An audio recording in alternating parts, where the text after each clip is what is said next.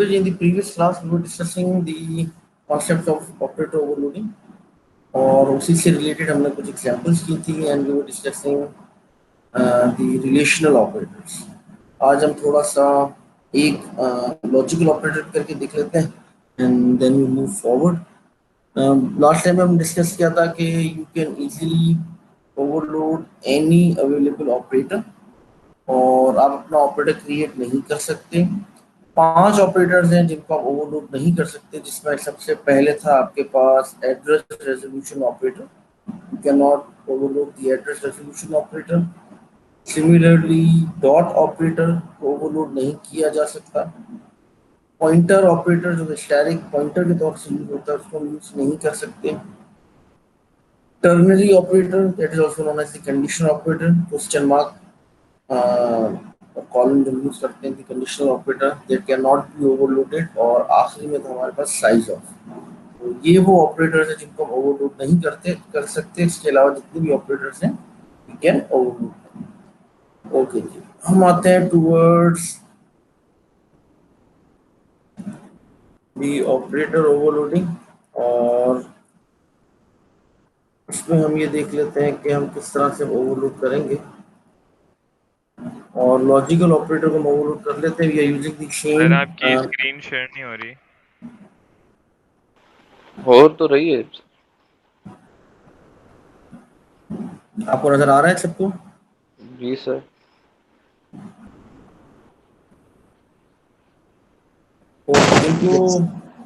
और जिनको नजर नहीं आ रहा वो काइंडली या तो दोबारा लॉगिन कर लें।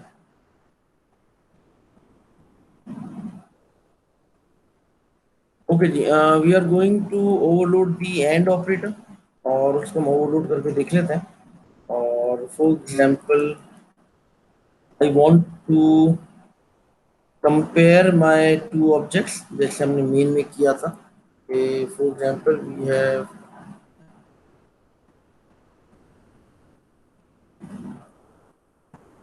we have created two objects, we have C1 and C2 और हम ये चाहते हैं कि हम इसको जरा कंपेयर कर लें और कंपेयर करेंगे with the help of the logical operators. 3 logical operators हमें मिलते हैं, we have and or and not. And जो है वो नॉर्मली हम यूज करते हैं if both the conditions are true, or हम नॉर्मली यूज करते हैं कि if any one of the given condition is true. और नॉट जो है वो जाहिर हमारे पास इनवर्स के लिए यूज हो रहा है। हम एंड को कंपेयर यूज कर लेते हैं and we are going to use the and operator to compare these two objects for example. ठीक है, तो हम अपने हिसाब से जाहिर है जिस तरह से चाहे ओवरलोड कर सकते हैं। तो हम फिलहाल ऑपरेटर एंड ऑपरेटर यूज करेंगे to compare the two given objects. Okay जी, फ्रेंड का कोड हम फिलहाल हटा रहे हैं। और ये हमने लास्ट टाइम डिस्कस किया था कि we can use the operator overloading either as a member function, which means कि आप member function add कर दोगे within the class, or we can use the operator overloading as a friend function। तो हम उसको ले जाएंगे क्लास से बाहर। फिर मैंने आपसे कहा था कि अगर यूनिरी ऑपरेटर है और फ्रेंड यूज कर रहे हैं तो एक पैरामीटर में पास करना है, एक ऑपरेंड। और अगर हम फ्रेंड को यूज कर रहे हैं एज अ बाइनरी ऑपरेटर तो देन हमें 2 पैरामीटर पास करने होंगे। To make our code simple and easier, हम ये करते हैं कि हम हमेशा operator overloading with in the class कर लेंगे। ठीक है, और वही हम प्रैक्टिस जो है वो यूज कर रहे हैं। Okay, I am going to overload the operator. और मैंने करना क्या है, पहले मेन में आके देखते हैं कि how I am going to use my operator. तो I want to compare something like this. तो मैंने कहा कि if C1 and C2 for example, ठीक है, ये कंडीशन मैंने चलानी है और मैंने ये देखना है कि क्या ये दोनों बराबर हैं। ठीक है, तो इक्वालिटी के लिए हम एंड ऑपरेटर को यहाँ पे ओवरलोड कर लेते हैं। इस तरह से मैंने चलाना है, तो हम आते हैं और उसको लिख लेते हैं। तो I am going to start with like it will going to return me bool again just like relational operators. आपके पास जो लॉजिकल ऑपरेटर्स हैं they also return you bool। क्योंकि ये आपको हमेशा यस या नो, ट्रू एंड फॉल्स में जो है वो आंसर करेंगे। तो we are it is going to return me bool, operator is my keyword, और this is the operator that I want to overload, और इसको मैं पास कर दूंगा एक object of my car like this. ये हमारी स्टेटमेंट जो है वो रेडी हो गई, और हमने कहा कि this is how I am going to overload my operator. ठीक है। अच्छा, अब मैंने करना है क्या इस ऑपरेटर में, I need to compare the two objects, like if model is equal to c dot model. ठीक है। तो जो पहला मॉडल है ये क्या है, दिस इज माई C1 मेरा। ठीक है। और जो C2 है that is passed as the parameter, तो उसको हमने एक्सेस कर दिया c dot model. If both of these are equal, then I'm going to return true, else I'm going to return false। भी हमने काम कर लिया, और मेरी क्लास जो है वो, सॉरी ऑपरेटर जो है वो अब रेडी है। मेन में आके हम देख लेते हैं, और if it returns me true, तो हम यहाँ पे सी आउट करवा देंगे, like both are same, for example else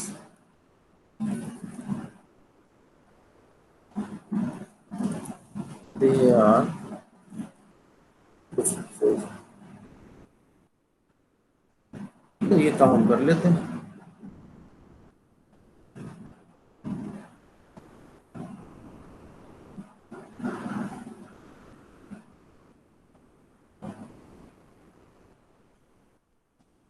फिर सी कर दिया हमने।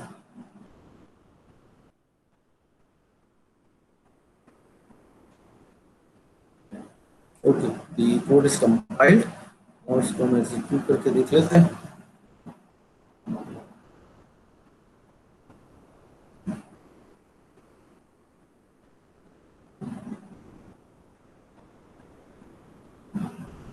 तो दे आर डिफरेंट।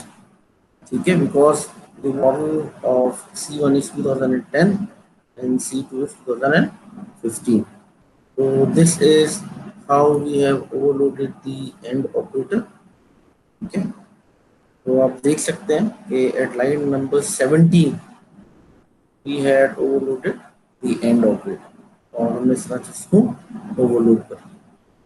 अच्छा, फिर हमारे पास कॉन्सेप्ट होता है मैक्रोस का। मे बी आपने सी में जो आप पढ़ रहे होंगे इंट्रोडक्शन टू प्रोग्रामिंग फंडामेंटल्स, तो उसमें आपने मे बी देखा हो। Yes, So sir. we have a concept of macros. So we can also use macros, like I'm going to define a macro hash define, और macro का नाम है end, और ये रिप्रेजेंट करेगा इस symbol. So now I can change my program something like this. I can write like this, C1 and C2, और आप देखोगे कि it is going to execute। ठीक है, now it's compiled। तो इस तरह से हम अपने ऑपरेटर्स के साथ जो है वो मैनिपुलेट कर सकते हैं। We can work with my operators. Even and का ऑपरेटर है, लेकिन अगर मैं चाहता हूँ कि आइदर पे काम हो, तो I can change my code right here. जिस तरह कोड आप लिखेंगे वो कोड आपके उस ऑपरेटर के अगेंस्ट एग्जीक्यूट कर जाएगा। ठीक है। So this was basically the concept of operator overloading, और आपने लैब्स भी किए हैं, तो आई होप कि now things are clear to you. ठीक है। तो आप किसी भी ऑपरेटर को जो है वो इजीली ओवरलोड कर सकते हैं। ओके जी, अब हम मूव करते सर हैं एक टूवर्ड्स जी। क्वेश्चन है। जी जी। सर ये एक सेकंड खोलें जो स्क्रीन थी। सर इसमें जो हमने एंड ऑपरेटर को ओवरलोड किया है, तो सर लेकिन हाँ, फंक्शनैलिटी तो इक्वल की चेक हो रही है ना, कि मतलब अगर दोनों इक्वल हैं तो ये काम हो। लेकिन हम बिल्कुल बिल्कुल। ओवरलोड तो एंड ऑपरेटर को करें ना, मतलब ऐसा कोई फंक्शन हो ना जो एंड से रिलेटेड हो। देखो, हमने क्या कहा कि मेन में मैं ये चाहता हूँ कि I want to write something like this C1 and C2। हाँ, ठीक है।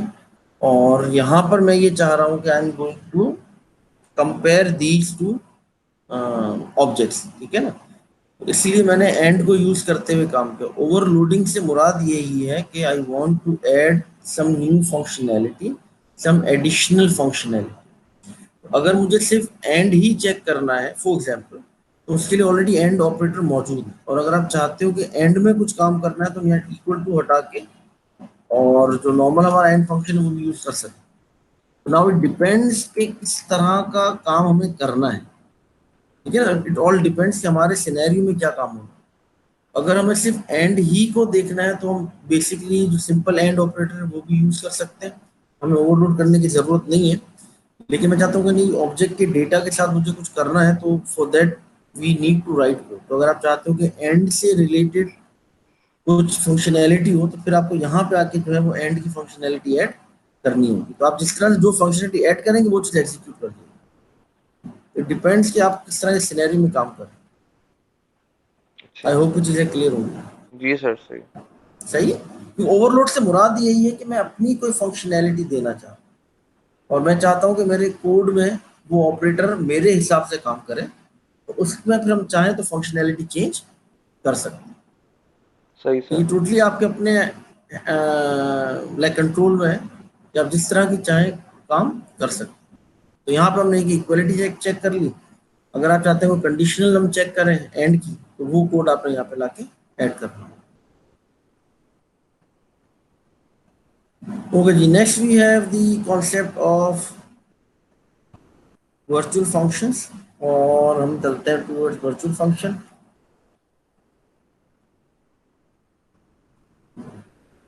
ओके, तो अगर हम बात करें what is basically the concept of virtual functions.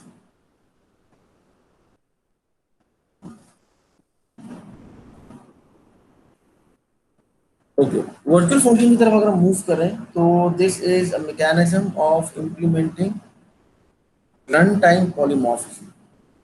अभी तक जितनी चीजें हमने देखी, हमने दो मेन कॉन्सेप्ट देखे हैं। We have seen function and operator overloading, और हमने देखा है फंक्शन ओवरराइडिंग।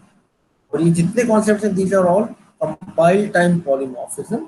और कंपाइल टाइम पे ही हमें पता लग जाता है कि कौन सा स्पेसिफिक फंक्शन जो है वो एग्जीक्यूट करने जा रहा है। Next we have the concept of run time polymorphism. और रन टाइम पॉलीमॉर्फिज्म में जो सबसे पहली the only feature we get is the virtual function. So this is the concept of runtime polymorphism. Okay, virtual function होते क्या हैं? These are the functions which are called using pointers, not the object itself. ये कुछ ऐसे functions होते हैं जिन्हें हम पॉइंटर से कॉल करते हैं और ऑब्जेक्ट से कॉल नहीं करते, विच मीन्स डॉट ऑपरेटर यहाँ पे काम नहीं करेगा। हम लोग सिंपली एक फंक्शन बनाएंगे और फंक्शन को हम पॉइंटर की मदद से कॉल करेंगे। अब आप खुद देखो, जब पॉइंटर अवेलेबल है, तो whenever I am going to view my code, तो मुझे कोड में एक पॉइंटर नजर आएगा। और आप कंपाइल टाइम पे ये नहीं बता सकते कि कौन सा फंक्शन जो है वो कॉल हो रहा होगा, क्योंकि it all depends on the value of the pointer. तो जो भी मैं पॉइंटर की वैल्यू सेट करूंगा, उस पॉइंटर से उस फंक्शन को एग्जीक्यूट कर दिया जाएगा, ठीक है। तो ये बेसिकली कॉन्सेप्ट। अच्छा, वर्चुअल फंक्शन के साथ एक और चीज ध्यान में रखनी है कि this is basically implemented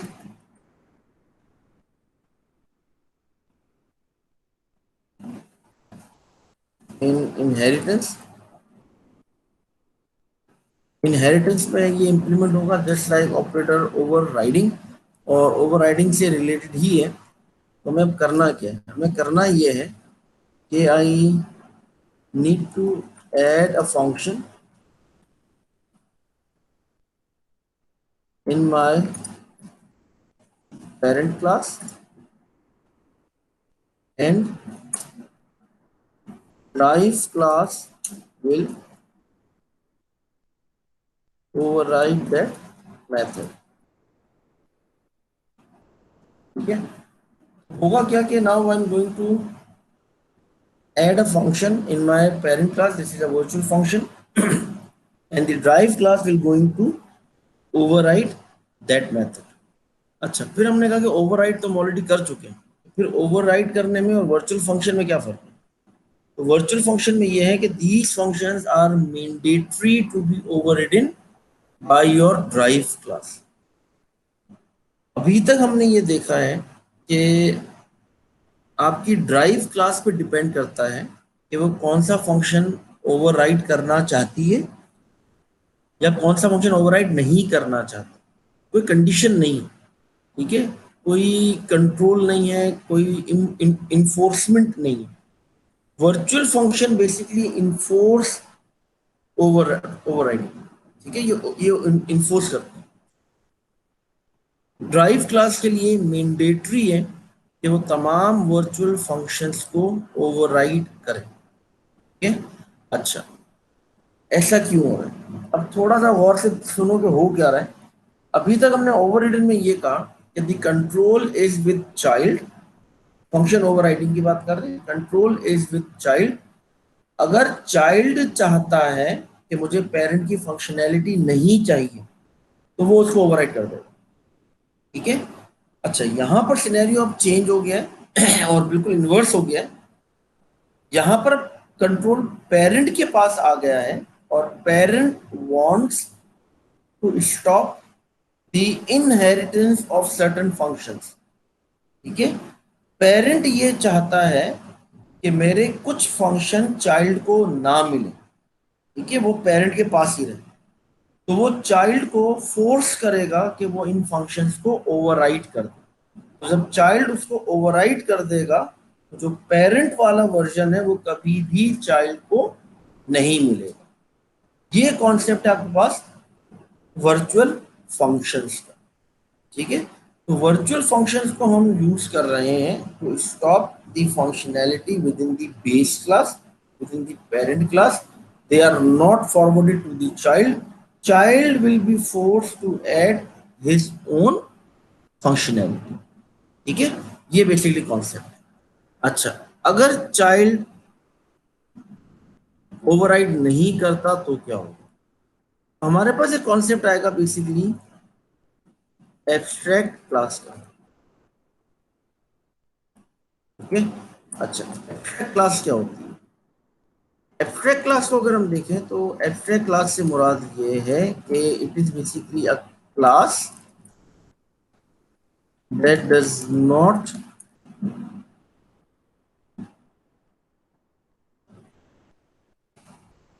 allow us to create an object of itself.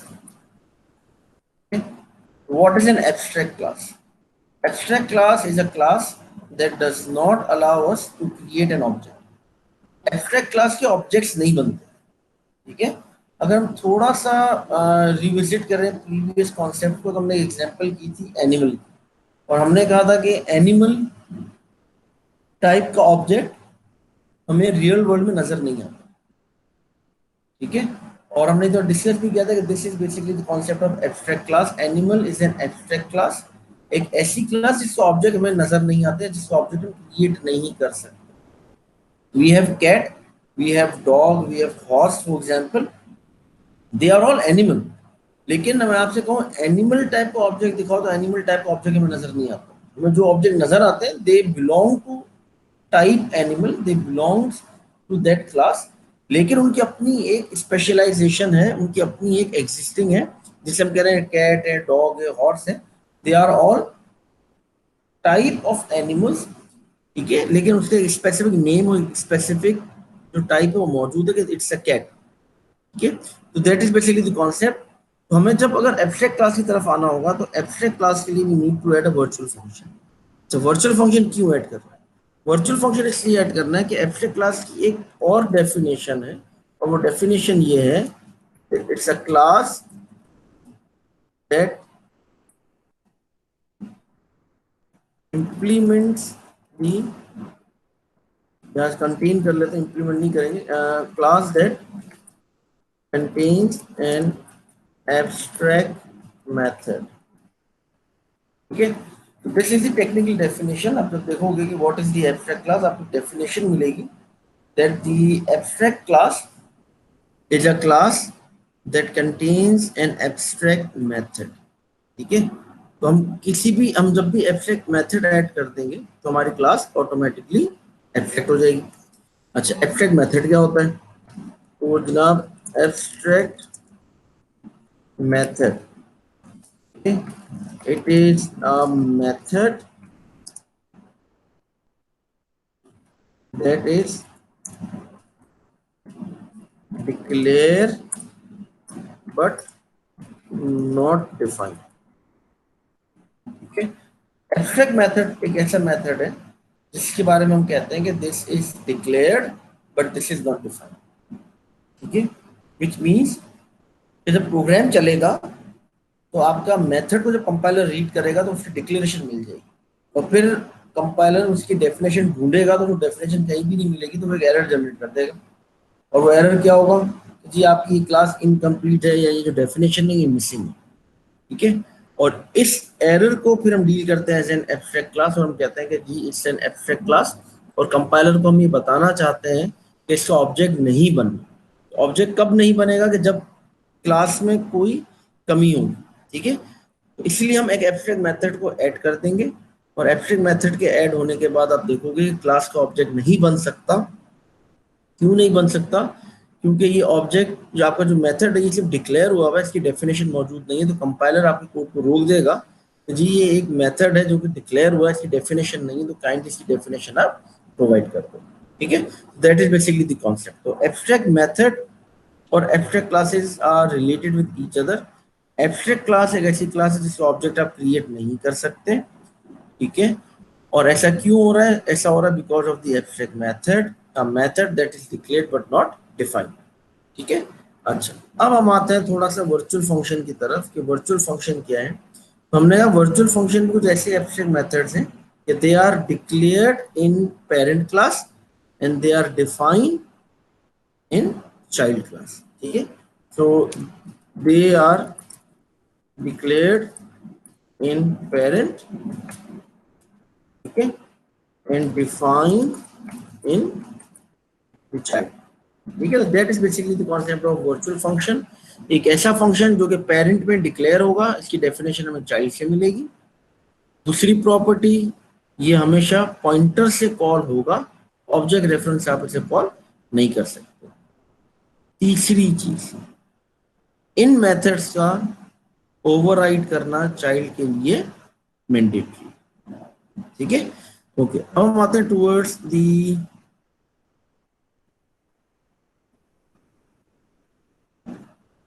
Type of virtual function. और वर्चुअल फंक्शन के टाइप पर आए तो हमें दो टाइप के वर्चुअल फंक्शन हम नजर आए।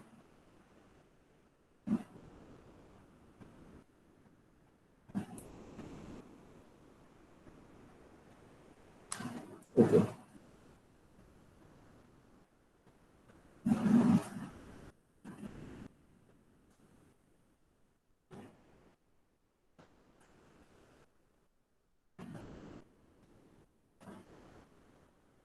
ओके, वर्चुअल फंक्शन हमें दो नजर आएंगे। जो फर्स्ट टाइप है वो है हमारे पास that is known as pure virtual, और जो दूसरी टाइप है that is known as partial virtual.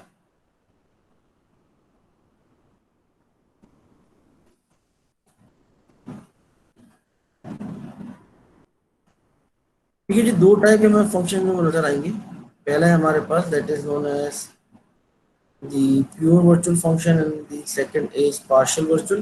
अच्छा, प्योर वर्चुअल की तरफ आए तो what does pure virtual function means? मतलब प्योर वर्चुअल से मुराद ये है कि they have the declaration in parent, ठीक है जी, and they are defining child.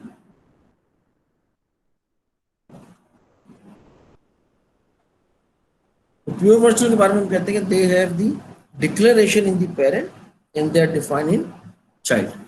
जबकि पार्शियल वर्चुअल की तरफ आए तो पार्शियल वर्चुअल में हम ये कहते हैं कि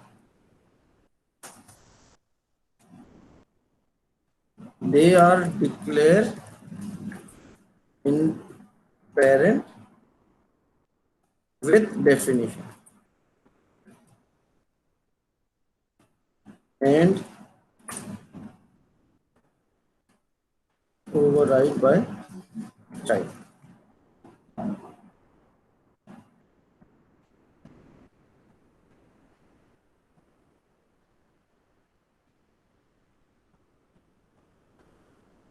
ठीक है, तो पार्शियल में क्या है, they are declared in parent with definition, की डेफिनेशन की बॉडी होती है, ठीक है, and they are override by the child class.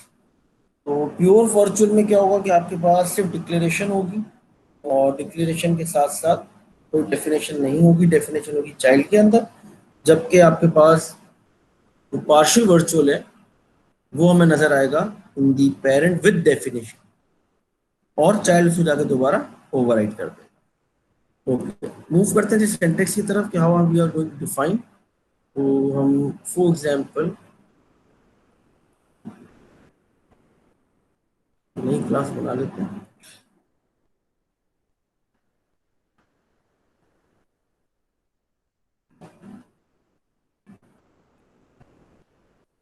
Okay, I am going to create class animal और वर्चुअल फंक्शन की। वर्चुअल फंक्शन के बारे में एक और प्रॉपर्टी हमेशा ध्यान में रखेगा, they must be declared in public area. ठीक है, पब्लिक में इसलिए करना है ताकि ये ओवरराइड हो सके। अगर आपने पब्लिक नहीं रखा तो ये आगे फॉरवर्ड ही नहीं होंगे और चाइल्ड को कभी ओवरराइड नहीं कर पाएगा। ठीक है, अच्छा, पब्लिक एरिया में आना करना क्या, सिंपल एक फंक्शन है, फॉर एग्जांपल वॉइड साउंड, और इसको हम कर देते हैं कि see out sound of animal for example. ठीक है, ये हमने क्लास बना दी।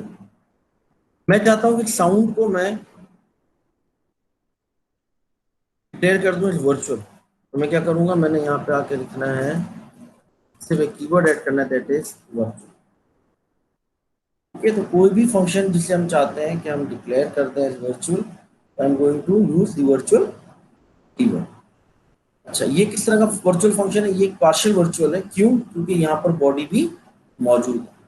ठीक है, अगर मैं चाहता हूं कि इसमें प्योर वर्चुअल कर दूं, तो प्योर वर्चुअल के लिए मैंने क्या करना होगा, मैंने करना ये होगा कि I need to write equal to 0, ये काम करो। Now it's my pure virtual, pure virtual function. क्यों? क्योंकि इसकी सिर्फ डिक्लेरेशन मौजूद है, इसकी बॉडी मौजूद नहीं है। अच्छा, इक्वल टू 0 लगाना क्यों जरूरी है? अगर हम सिर्फ डिक्लेयर कर दें तो क्या होगा, अगर हम ये काम कर दें तो क्या होगा, तो आप देखोगे कि यहाँ पर आपके पास किसी किस्म का एरर नहीं है। ठीक है, और ये क्लास कंपाइल आपकी कर जाएगी।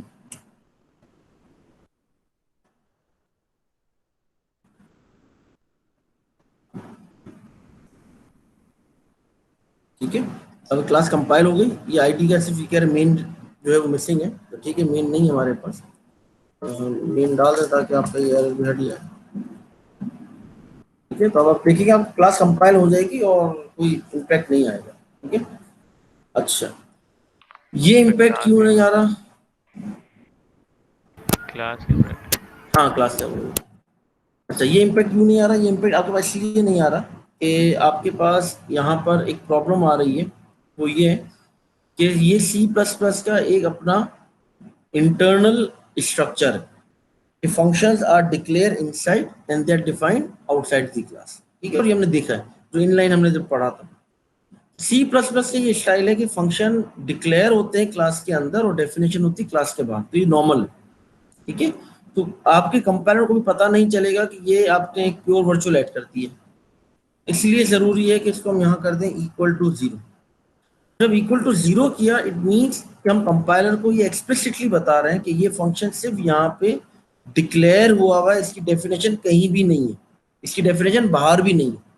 ठीक है, तो जब कोई ऐसा फंक्शन ऐड करते हैं जिसकी सिर्फ डिक्लेरेशन होती है और डेफिनेशन नहीं होती, तो वो कहलाता है आपके पास एक एब्स्ट्रैक्ट फंक्शन। तो this is your abstract function. और एब्स्ट्रैक्ट फंक्शन को डिक्लेयर करने का तरीका ये है कि we need to declare it as pure virtual function, which means compiler को हम बता रहे हैं कि ये सिर्फ डिक्लेयर हुआ, इसकी डेफिनेशन कहीं भी नहीं है, ठीक है, ये सिर्फ declaration, which means it's an abstract function। अब मैं क्लास को कंपाइल करता हूँ, ठीक है, तो अब आप देखो क्या होगा कि आपके पास ये क्लास कंपाइल होगा, ठीक है, देयर इज नो एरर। अब मैं आता हूँ मेन में और मैं लिखता हूँ एनिमल ए। अब मैं इसका ऑब्जेक्ट बनाने की कोशिश करता हूँ, अब आप देखो क्या होगा, एरर आ गया। क्या एरर आ रहा है ये आप देखो लाइन नंबर 14 पे, एट दिस पॉइंट क्या लिखा हुआ है, A to be of type abstract, which means now your class is the abstract class, ठीक है। तो ये आपकी एब्स्ट्रैक्ट क्लास बन गई by adding a pure virtual function. ये pure virtual function is also your abstract function, ठीक है। अच्छा, बाकी लैंग्वेजेस में अगर हम आते हैं टुवर्ड्स जावा या सी शार्प या कोई भी लैंग्वेज, तो वहां पर हमें मिलता है एब्स्ट्रैक्ट का कीवर्ड, वहां पर ये कॉन्सेप्ट नहीं मिलता। अगर मैं चाहता हूँ कि जी I want to create an abstract function, तो वहां तरीका ये होता है कि हम लिख देते हैं ये इस तरह से, एब्स्ट्रैक्ट का कीवर्ड डाल देते हैं, ठीक है। कोई भी लैंग्वेज हो, जावा हो, सी शार्प हो या कोई भी मॉडर्न लैंग्वेज हो, एब्स्ट्रैक्ट का कीवर्ड हमें मिलता है। अगर आपने ऑब्जेक्ट और आपने किसी फंक्शन को एब्स्ट्रैक्ट करना है, आप एब्स्ट्रैक्ट का कीवर्ड डाल दोगे। अगर आपको क्लास को एब्स्ट्रैक्ट करना है, तो आप लिखते हो एब्स्ट्रैक्ट क्लास एनिमल। लेकिन क्योंकि यहाँ पर एब्स्ट्रैक्ट का कीवर्ड नहीं है सी प्लस प्लस में, तो फिर हमें क्या करना है, फिर हमें ऑब्जेक्ट ओरिएंटेड का जो कोर कॉन्सेप्ट है उसको हमें यूज करना है कि the class that contains the abstract method is an abstract class. तो हमें क्या करना होगा, अगर हम चाहते हैं कि किसी क्लास को एब्स्ट्रैक्ट बनाए, तो we need to add a virtual pure virtual function. Pure virtual function add करने के बाद आपकी क्लास एब्स्ट्रैक्ट हो जाएगी और एब्स्ट्रैक्ट क्लास का ऑब्जेक्ट क्रिएट नहीं होता, ठीक है। आई होप यहाँ तक क्लियर होगा। सर एक क्वेश्चन है। जी सर आपने कहा कि इसको एब्स्ट्रैक्ट करने के लिए हम प्योर वर्चुअल फंक्शन जो है ना डिक्लेयर करेंगे, ऐड करते हैं, जी ऐड करेंगे। तो सर जब आप अपने नोट्स बना रहे थे तो उसमें आपने लिखा था कि प्योर वर्चुअल की डिक्लेरेशन जो है वो अपनी पेरेंट क्लास के अंदर होती है और डेफिनेशन चाइल्ड क्लास के अंदर होती है। बिल्कुल उसी तरफ आ रहा हूँ। सर लेकिन अभी आपने कहा कि इसकी डेफिनेशन होगी नहीं, इसलिए हमने जीरो लिखा है। हाँ, इसकी डेफिनेशन उस क्लास में नहीं होगी, उस क्लास के पास नहीं है, एनिमल के पास नहीं है।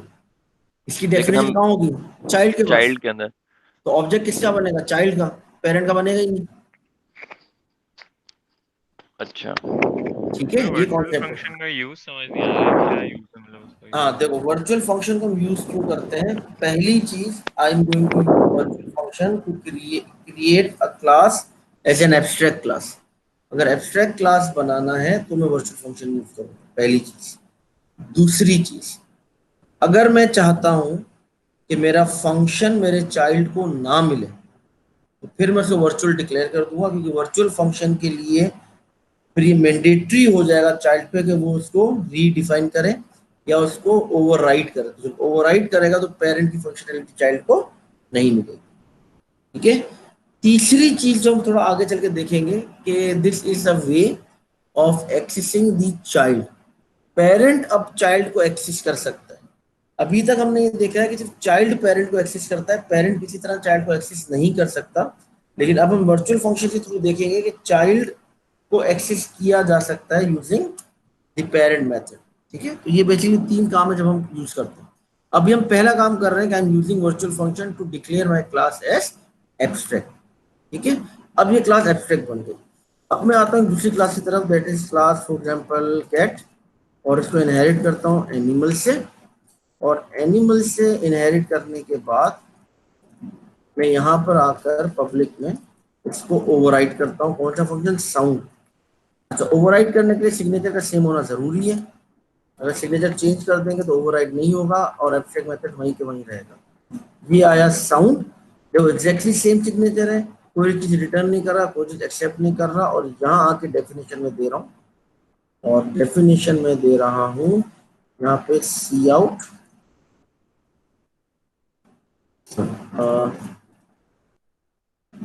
न्यू, ठीक है। ये डेफिनेशन दे,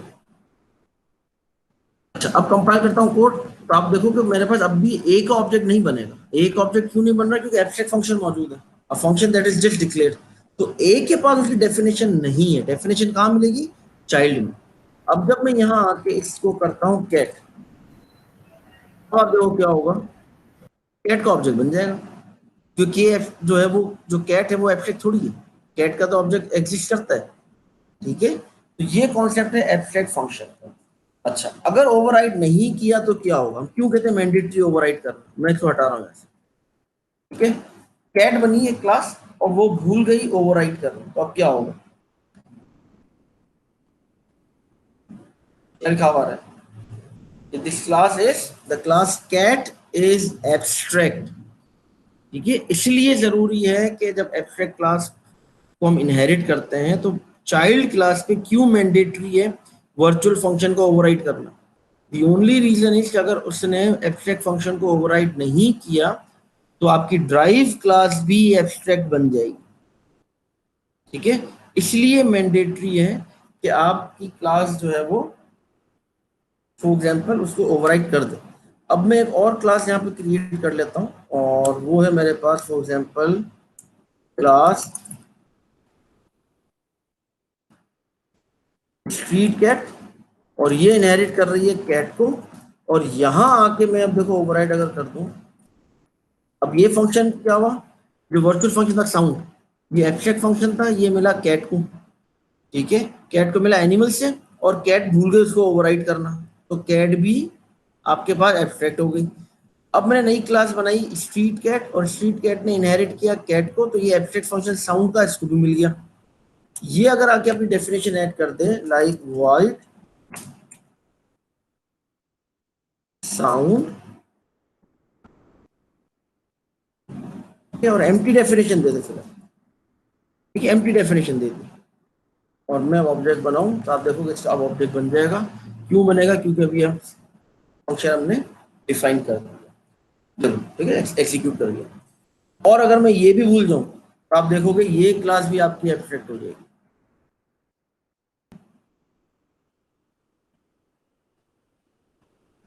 ठीक है, तो लिखा हुआ आ गया एब्स्ट्रैक्ट टाइप स्ट्रीट कैट। ठीक है, तो ये कॉन्सेप्ट ये ध्यान में रखना है कि आपने पहली चीज, abstract class is a class that does not allow you to create the object of itself. और ये क्लासेस वो होती हैं जो प्योरली इनहेरिटेंस के लिए बनाई जाती हैं। ठीक है, अगर मैं चाहता हूं कि मैं क्लास बनाऊं जो कि प्योरली इनहेरिटेंस के लिए हो और उसका ऑब्जेक्ट ना बने, तो फिर उसको मैं डिक्लेयर कर दूंगा एज एब्स्ट्रैक्ट। ठीक है, चाइल्ड क्लास जो भी होगी उसके लिए मैंडेटरी होगा कि वो इस फंक्शन को जो एब्स्ट्रैक्ट है उसको ओवरराइड कर दे। अगर उसने ओवरराइड नहीं किया तो चाइल्ड क्लास भी आपकी ऑटोमेटिकली एब्स्ट्रैक्ट क्लास बन जाएगी। ठीक है, तो आप यहाँ पर देख लो कि हमने ये काम किया और हमने इसको ये किया कि हमने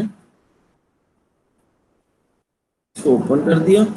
अब आप देखोगे कि आपके पास कैट का ऑब्जेक्ट बन जाएगा क्योंकि कैट ने उसको डिफाइन कर दिया। That is basically the concept. Sound is an abstract method for animal class. लेकिन जब कैट ने उसको इनहेरिट किया तो उसने उसको डिफाइन कर दिया, तो उसकी डेफिनेशन कहाँ मिलेगी? एब्स्ट्रैक्ट मेथड है, डिक्लेयर कहाँ है? पेरेंट में। डिफाइन कहाँ है? चाइल्ड में। ठीक है, that is basically a concept. अच्छा, अब जब मैं जो कॉल करूंगा आप देखो ए डॉट साउंड, जी कौन सा फंक्शन चलेगा? तो डेफिनेटली चलेगा आपके पास कैट का फंक्शन। तो ये किस तरह की पॉलीमॉर्फिज्म है? ये है कंपाइल टाइम। मैंने अभी कंपाइल मतलब रन नहीं किया प्रोग्राम को, बिल्कुल एग्जीक्यूट नहीं किया, लेकिन मुझे पता है कि जब मैं इसको एग्जीक्यूट करूंगा तो ये फंक्शन चलेगा और लिखा हुआ आएगा म्यूट। ठीक है, क्यों? क्योंकि जो रेफरेंस है वो किस चीज का है? वो रेफरेंस है मेरे पास कैट ऑब्जेक्ट का। ठीक है, तो ये है कंपाइल टाइम। अब आते हैं हम थोड़ा सा एक दूसरे एंड की तरफ और हम कहते हैं कि I am going to create a pointer of class animal. अच्छा, एनिमल क्योंकि एक एब्स्ट्रैक्ट क्लास है और एब्स्ट्रैक्ट क्लास का ऑब्जेक्ट नहीं बनता। अभी हमने चला के देखा है एनिमल क्लास का ऑब्जेक्ट नहीं बनता। ठीक है, दोबारा देख लें। जब मैं लिखूंगा एनिमल E1 फॉर एग्जांपल, तो ये नहीं चलेगा क्योंकि ये एब्स्ट्रैक्ट है। ये रहा, ठीक है, आगे लिखा हुआ एब्स्ट्रैक्ट क्लास एनिमल, ठीक है, तो ये एब्स्ट्रैक्ट नहीं बनेगा। अच्छा, तो ऑब्जेक्ट मैं बना नहीं सकता, तो मैं क्या करूंगा, मैंने एक पॉइंटर बना। अब जरा कॉन्सेप्ट देखो हो क्या रहा है। अब हम काम करें वर्चुअल फंक्शन के साथ, और वर्चुअल फंक्शन की एक प्रॉपर्टी देखी थी कि they are called using the pointer rather than the object. अच्छा जी, अब मैंने बना दिया एक पॉइंटर, और इस पॉइंटर को जब मैं बनाऊंगा तो क्या प्रोग्राम चलेगा? तो बिल्कुल चलेगा। क्यों? क्योंकि अभी हमने क्या किया, हमने सिर्फ एक पॉइंटर लिया, हमने ऑब्जेक्ट थोड़ी क्रिएट किया, ठीक है, तो ये आपके पास इजीली एग्जीक्यूट कर जाएगा। हम आते हैं टूवर्ड्स दी अनदर कॉन्सेप्ट, और वो ये है कि अगर मैं एक और काम यहाँ पे ये कर दूँ, ठीक है, ये एक दफा एग्जीक्यूट हो गया। पॉइंटर हम क्रिएट कर सकते हैं, हमेशा याद रखना, एब्स्ट्रैक्ट क्लास का ऑब्जेक्ट नहीं बनता, पॉइंटर बन सकता है। इट्स अ नल पॉइंटर, इसमें कुछ भी नहीं, कोई नई मेमोरी नहीं मिली है, सिर्फ एक 2 बाइट की स्पेस रिजर्व कर दी गई है टू होल्ड दी एड्रेस, ठीक है।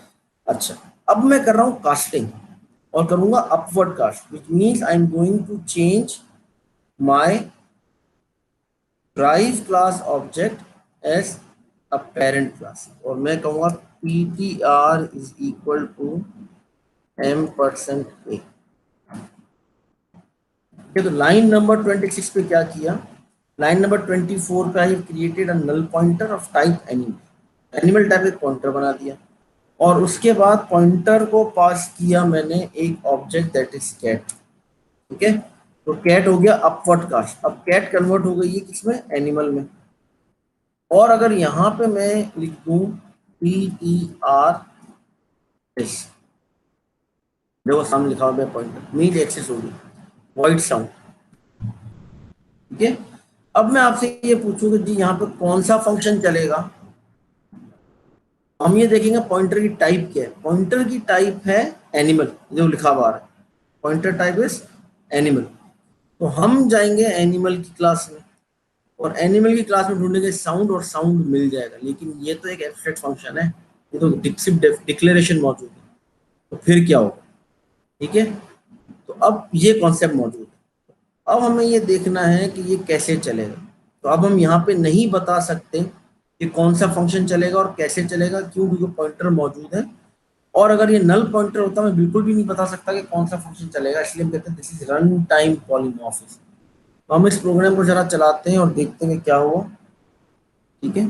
तो ये अभी आपको एरर दे रहा है, इस एरर को हम थोड़ा सा देख लेते हैं। अभी एक चीज़ हमने पार्शियल वर्चुअल अभी हमने नहीं किया, ठीक है, तो इस वजह से थोड़ा सा मसला कर रहा है, ठीक है। तो इसको हम यहीं पे रोक लेते हैं, और नेक्स्ट क्लास में we start with the partial virtual, और फिर मैं आपको बताऊंगा वर्चुअल फंक्शन काम करते कैसे, ठीक है। तो आज के लिए आप सिर्फ ये देख लो कि हमने एब्स्ट्रैक्ट क्लास बनाई है, एब्स्ट्रैक्ट फंक्शन ऐड की है, और एब्स्ट्रैक्ट फंक्शन ऐड करने के बाद इसका ऑब्जेक्ट हम क्रिएट नहीं कर सकते। ड्राइव क्लास के लिए मैंडेटरी है कि वो इस फंक्शन को जाके दोबारा ओवरराइड कर दे और डेफिनेशन दे दे। अगर डेफिनेशन नहीं देगी तो ड्राइव क्लास भी आपकी ऑटोमेटिकली एक एब्स्ट्रैक्ट क्लास बन जाएगी, ठीक है। यहाँ तक क्लियर है? फंक्शन कॉल मैंने आपको बताया, फंक्शन वर्चुअल फंक्शन की कॉलिंग ऐसे होती है कि वी यूज पॉइंटर, और पॉइंटर को जिस तरह से हम यूज करेंगे, तो this is basically the concept of run time polymorphism. क्योंकि मैं नहीं बता सकता कि इस पॉइंट पे जो फंक्शन है वो कौन से वाला एक्सेस होगा, ठीक है। तो ये चीज़ हम थोड़ा सा देखेंगे, और नेक्स्ट क्लास में हम इसको एग्जीक्यूट करके देखेंगे, और देखेंगे कि फिर ये कंट्रोल जो है कैसे ट्रांसफर हो रहा है। और हमने ये कहा कि यूजिंग वर्चुअल फंक्शन हमें अब एक और कंट्रोल मिल जाएगा, एक और प्रिविलेज मिल जाएगी, that is accessing the child class using the parent reference, जो कि अभी तक हमने नहीं देखा।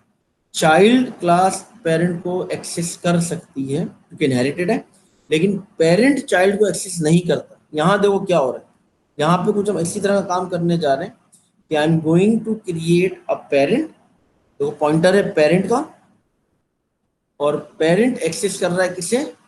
चाइल्ड को, ठीक है। तो ये अपवर्ड कास्टिंग हुई है, ये हम थोड़ा सा देखेंगे कैसे होगी, और यहाँ पे इसको हम कैसे रिजॉल्व करेंगे और किस तरह से फंक्शन कॉल होगा। तो this will going to help to understanding the virtual function, ठीक है। तो आज हम बस यहीं तक रखते हैं, और इससे रिलेटेड मैंने अपना लेक्चर भी अपलोड कर दिया यूट्यूब पर। तो अब आपके पास वर्चुअल फंक्शन का लेक्चर मौजूद है, तो kindly before the next class उसको आप एक दफा गो थ्रू कर लीजिएगा, तो you will be able to understand the concept in a better way. ठीक है जी। सर स्कोप रेजोल्यूशन ऑपरेटर इस्तेमाल नहीं कर सकते हम एनिमल से साउंड को एक्सेस करने के लिए? नहीं देखो, एनिमल का पहली चीज तो है कि एनिमल का ऑब्जेक्ट नहीं बनेगा ना यार। देखो अब मैं इसको हटा दूं तो ये है एब्स्ट्रैक्ट क्लास। ठीक है। अच्छा, एब्स्ट्रैक्ट क्लास है तो एब्स्ट्रैक्ट क्लास का ऑब्जेक्ट बनता ही नहीं, तो ऑब्जेक्ट नहीं बनेगा तो कॉल भी नहीं कर सकते। ए डॉट साउंड चलेगा नहीं क्योंकि ये बन ही नहीं सकता। तो फिर सर तो डायरेक्ट इनडायरेक्ट, क्लास से एक्सेस कर लेना हम उससे स्कोप रेजोल्यूशन ऑपरेटर से। आप कैसे एक्सेस करोगे अगर आप यहाँ लिखते भी हो? जैसे अगर आप जैसे कह रहे हो एनिमल कॉलन कॉलन साउंड, ठीक है, तो पहली चीज, इस तरह की स्टेटमेंट कब चलती है, ये स्टेटमेंट कब लिखते हैं हम लोग? ठीक है, स्टेटमेंट शो क्या कर रही है? अगर मैं आपको सिर्फ ये कोड दिखाऊं और क्लास ना दिखाऊं और मैं आपसे ये पूछूं कि ये क्या है, ये किस तरह का फंक्शन होगा, ये तो साउंड कैसा फंक्शन होगा? अगर सिर्फ मेन है मेरे पास, क्लास नहीं है मेरे पास, फॉर एग्जांपल मैं आपको सिर्फ ये स्टेटमेंट दिखाता हूँ, मेन की सिर्फ मेन देता हूँ और आपसे पूछता हूँ साउंड किस तरह का फंक्शन है, तो आप क्या बताओगे किस तरह का फंक्शन है ये? कौन सा फंक्शन? मेंबर फंक्शन है एनिमल नहीं क्लास का। नहीं, मेंबर फंक्शन डॉट से एक्सेस होता है। डबल कॉलन स्कोप रेजोल्यूशन से कौन सा फंक्शन एक्सेस होता है? प्राइवेट नहीं, अब सॉरी आपका स्टैटिक। स्टैटिक। ठीक है, तो ये आपको इंडिकेशन देगा ये स्टैटिक फंक्शन है, स्टैटिक थोड़ी है। चला के देख लो ओके ओके सर आइए। क्या कह रहे हैं। वर्चुअल लिखा हुआ है, can not call the member function virtual. क्यों? क्योंकि तो स्टैटिक थोड़ी है। सही है, क्या कह रहे थे वो ठीक। आगे लिखा हुआ क्या है? विदाउट ऑब्जेक्ट, कि विदाउट ऑब्जेक्ट एक्सेस ही नहीं कर सकते, तो मैंने कहा चलो जी मैं ऑब्जेक्ट बना लेता हूँ। एनिमल ए ऑब्जेक्ट बनेगा ही नहीं, क्यों? क्योंकि ये आपके पास एक एब्स्ट्रैक्ट एब्स्ट्रैक्ट क्लास क्लास है। ठीक है, तो मैं कहता हूँ मैं इसको स्टैटिक कर देता हूँ फॉर एग्जाम्पल। हमेशा याद रखना, स्टैटिक वर्चुअल होता ही नहीं। वर्चुअल फंक्शन कभी स्टैटिक बन ही नहीं सकता, ना वो स्टैटिक होता ना वो फंक्शन आपका फ्रेंड होता। क्यों? है। क्योंकि स्टैटिक बना दिया तो स्टैटिक इनहेरिटेंस में ड्राइव क्लास को नहीं मिलता, तो जब ड्राइव क्लास को मिलेगा ही नहीं तो वो ओवरराइड कैसे करेगी? सर तो स्टैटिक तो कोई भी एक्सेस कर सकता है ना, तो ड्राइव क्लास। हाँ नहीं, देखो स्टैटिक एक्सेस कर सकता है लेकिन स्टैटिक इनहेरिटेंस में चाइल्ड को नहीं मिलता, और एब्स्ट्रैक्ट फंक्शन के लिए मैंडेटरी है कि चाइल्ड उसको ओवरराइड कर दे। Okay okay okay. ठीक है, तो अगर मैंने ये ओवरराइड किया, ओवरराइड नहीं हुआ, ये नया फंक्शन साउंड ऐड हो गया, इसको आप चलाओगे कैट का ऑब्जेक्ट नहीं बनेगा, वो कहेगा कैट जो है वो आपकी वो है एब्स्ट्रैक्ट है। आपको मैंने ओवरराइड तो कर दिया, तो स्टैटिक फंक्शन कभी वर्चुअल हो नहीं सकते क्योंकि स्टैटिक कभी चाइल्ड को मिलता ही नहीं है, तो जब चाइल्ड को मिलेगा ही नहीं तो वो ओवरराइड भी नहीं कर सकता। सही। ठीक है, ओके सर। तो ये छोटे छोटे कॉन्सेप्ट हैं, सारे आपस में जो है ना ये सब रिलेटेड है, तो अच्छी बात है आप इस तरह से सोचो और इस तरह से करके देखो ताकि कॉन्सेप्ट क्लियर हो कि हो क्या रहा है। ठीक है, तो डबल कॉलिंग से हमेशा स्टैटिक फंक्शन कॉल होता है। ठीक है, आप एब्स्ट्रैक्ट फंक्शन आप नहीं कॉल कर सकते। Okay okay sir thank you. ठीक है जी, तो आई होप यहाँ तक क्लियर होगा, तो उसको यहीं तक रखते हैं। नेक्स्ट टाइम इंशाल्लाह फिर हम पार्शियल वर्चुअल देख लेंगे, तो वर्चुअल इंशाल्लाह हमारा नेक्स्ट क्लास में कंप्लीट हो जाएगा and then we move towards the template classes, और नेक्स्ट लैब भी इंशाल्लाह आपकी फिर वर्चुअल पे ही। तो आई होप के इट विल बी क्लियर इंशाल्लाह। ये भी मैं